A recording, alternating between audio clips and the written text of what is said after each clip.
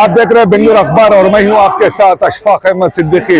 इस मुल्क में भूख और खौफ से आजादी का नारा उठाने वाली एसडीपीआई पार्टी आज बेंगलुरु में शानदार सा कॉन्फ्रेंस कर रही है और इसका कहना है कि जिस तरह से इस मुल्क में अकलियतों पर जिस तरह से जुल्म हो रहा है, दलितों पर जिस तरह से जुल्म हो रहा है, इस जुल्म को दूर करने के लिए अगर कोई पार्टी लोगों के लिए खड़ी है वो सिर्फ और सिर्फ एसडीपीआई पार्टी है।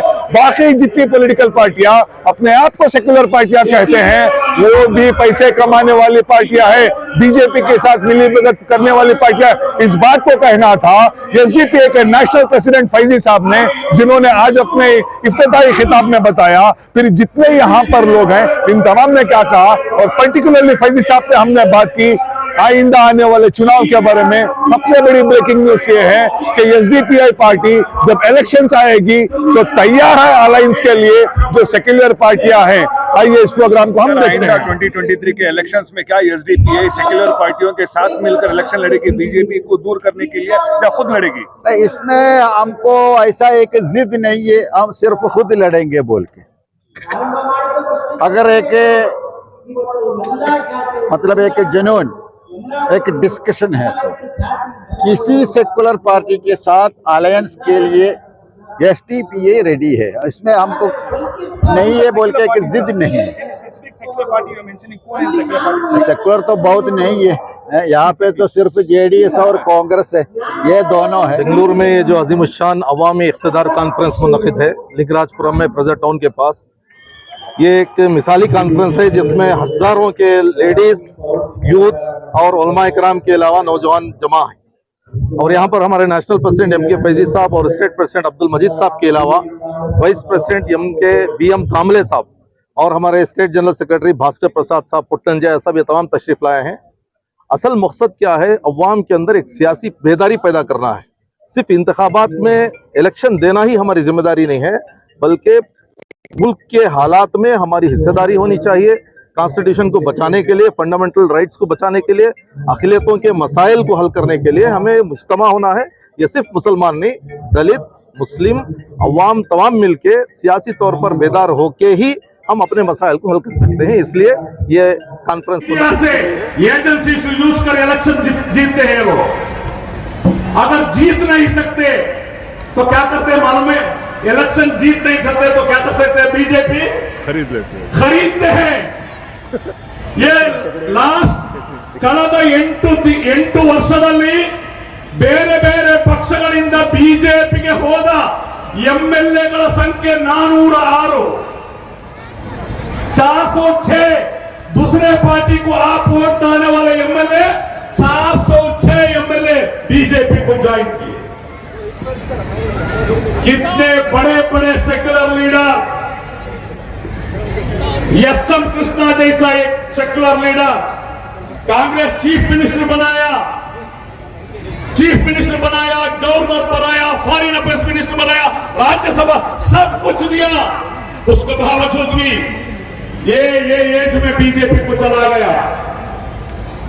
फैजी साहब ने आपको इशारा दिए हैं, 2018 इलेक्शन में आप और हम मिलके, एसडीपी और आप हम मिलके इधर बीजेपी नहीं आना है बोलकर सब मिलकर सेक्युलर पार्टीज को वोट डाले या नहीं डाले? लास्ट टाइम एसडीपी कंटेस्ट नहीं करे थे क्योंकि बहुत सारे हमारे लीडर्स उलेमा के बोले आप करो रखो, आप सेक्युलर पार्टी को सपोर्ट करो। चलो भाई कर लिए। क्या हुआ? 14 महीने का जो सम्मिश्र सरकार हुआ, अलायंस का सरकार 14 महीने का कुमारस्वामी का लीडरशिप में। उसके बाद क्या हुआ? 14 कांग्रेस का एमएलए, कान खोलकर सुन लो, 14 कांग्रेस का एमएलए, 3 जेडीएस का एमएलए आपका सेकुलर वोट लेने वाले आपका वोट को होलसेल बेच दिए। एक एमएलए 50 करोड़ रुपए के लिए, 50 करोड़ रुपए के लिए आपका एक वोट को होलसेल होकर लेके गए वो लोग। ये बार भी आएंगे दल्लाल लोग ये बार भी आएंगे लैपटॉप लेके, मस्जिदों में मोहल्ले में आएंगे लैपटॉप लेके, कांग्रेस को वोट करो, वोट बढ़ा कर रखो। क्या क्या उनको जवाब देना है, अप्रोच देना है, पूछना है। ये 17 लोग बीजेपी को जाने में कहां थे? कोरोना में लोग मरने में कहां थे? बाढ़ आया तो खबर कहां थे? एनआरसीसीए में कहां थे? लोग मरने का टाइम कहां थे? कौन थे आपके साथ? कौन थे आपके साथ? Social democratic party of India के साथ। जो ये बीजेपी का हुकूमत एनआरसी लाकर लोगों को सेकेंड ग्रेड सिटीजन मानने का जो जंग छेड़ा, कौन आपको लीड किए? आपका साथ रास्ते में कांग्रेस आया, आपका साथ जेडीएस आया, आपका साथ राहुल गांधी आया, आपका साथ सिद्धरामैया आया, आपका साथ डीके शिवकुमार आया, आपका साथ कौन आया? Social democratic party of India एक कैडर आपके साथ आया। भाइयों, बुजुर्गों, दोस्तों, पहचानो, 17 को 5 साल हो गया।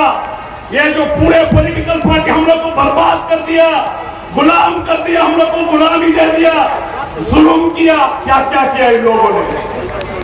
जागो, क्योंकि एसडीपीआई आपका पार्टी है, आपके लिए बनाया है, आपके लिए मरने के लिए तैयार है, आपके लिए जेल जाने के लिए तैयार है, आपके कंधे पे कंधे मिलकर रहने के लिए हम तैयार हैं, क्योंकि हम लोग को मालूम है बिना कुर्बानी से इंकलाब नहीं आएगा। ये पूछने वाले कहां हैं? आप जो वोट डाले ना, कांग्रेस जेडीएस दूसरे कहां हैं? इन्हों भी शामिल उसमें, इन्हों भी शामिल। इन्हें ಹೇಳ್ತಾರೆ ಜಾತ್ಯತೀತ देश। क्या सेक्युलरिस्ट मुल्क? कहां है वह सेक्युलर मुल्क? कहां है सेक्युलरिस्ट मुल्क? कहां? इधर एक जैसा जस्टिस है मुसलमानों को, एक जैसा जस्टिस है दलित को, इसमें इस देश में ಎಲ್ಲಿದೆ ಸೆಕ್ಯುಲರಿಸಂ? ಪ್ರೆಸಿಡೆಂಟ್ ಸಾಹೇಬ್ ಇವತ್ತು ಹೇಳಿದ್ರು, ಗುಜರಾತ್ನ 2002ರ ಗಲಭೆಯಲ್ಲಿ ಬಿಲ್ಕಿಸ್ ಬಾನು ಎಂಬ 20 ವರ್ಷದ ಯುವತಿ, 5 ತಿಂಗಳ ಗರ್ಭಿಣಿ, ಅವರ 17 ಜನರ ಫ್ಯಾಮಿಲಿ ಅಲ್ಲಿ ಗಲಭೆ ಜಾಸ್ತಿ ಆದಾಗ ಅವರು ಅಲ್ಲಿಂದ ಊರು ಬಿಟ್ಟು ಬೇರೆ ಊರಿಗೆ ಬರ್ತಾರೆ.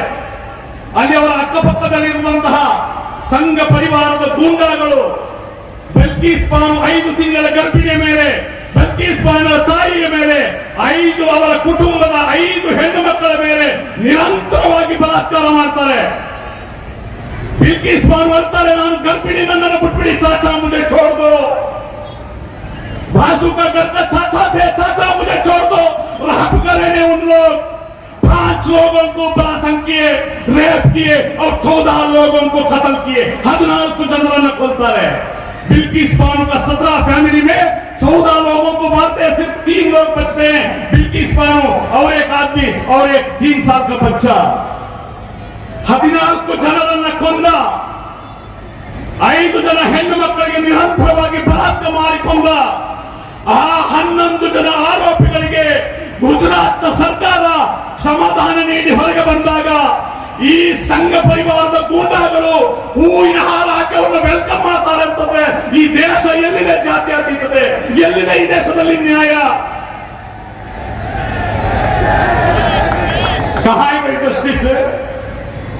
दिल्ली में निर्भया का रेप एंड मर्डर हुआ 5-6 साल पहले। निर्भया का मर्डर, रेप एंड मर्डर होने के बाद क्या हुआ? 4 लोग जो आरोपी थे, इनको फांसी का सजा दिया गया। अब निर्भया का रेप एंड मर्डर को विक्टिम्स को फांसी का सजा देते हैं, बिल्किस बानो का रेप एंड मर्डर को क्यों नहीं? 14 लोगों को, 1200 लोगों को छोड़ दिए आज। ये जस्टिस? मगर ये सब पूछने वाले, आपके पूछने वाले, ये सब इसका खिलाफ बहुत बड़ा एक एहतजाज करना था, पूछना था। तुम्हारे वोट लिए वाले सेक्युलर पार्टी, कांग्रेस जेडीएस दूसरे पार्टी, आवाज नहीं है इनका। क्या है? आवाज नहीं है। सोनिया गांधी को ईडी को नोटिस आया तो, राहुल गांधी को ईडी को नोटिस आया तो,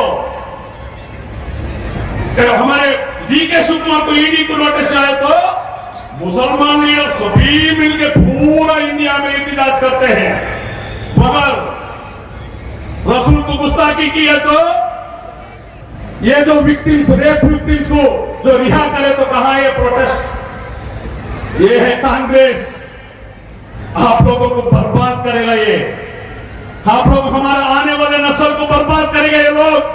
याद रख लो, कान खोल तो सुन लो, मुझे वक्त नहीं है, बहुत बोलना है मुझे।